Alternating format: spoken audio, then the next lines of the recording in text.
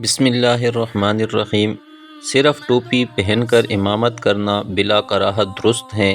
البتہ عمامہ کے ساتھ نماز پڑھنا اور امامت کرنا افضل ہے اور ثواب بھی زیادہ ہیں۔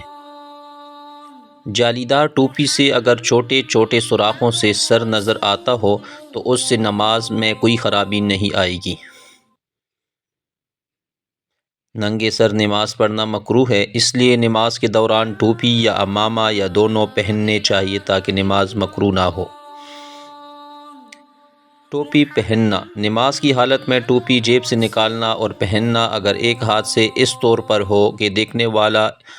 اس نمازی کو دیکھ کر یہ خیال نہ کرے کہ یہ نماز میں نہیں ہے تو مکروہ ہے، اور دونوں ہاتھوں سے ٹوپی نکال کر دونوں ہاتھ سے پہننا عمل کثیر ہونے کی وجہ سے نماز فاسد ہو جائے گی۔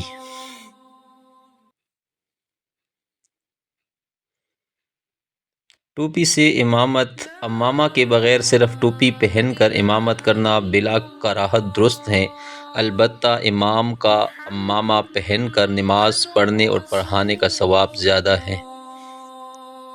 ٹوپی گر گئی: اگر نماز کے دوران ٹوپی گر گئی تو افضل اور بہتر یہ ہے کہ اسی حالت میں اسے ایک ہاتھ سے اٹھا کر پہن لے، لیکن اگر ٹوپی پہننے میں عمل کثیر کی ضرورت پڑے تو پھر نہ پہنے۔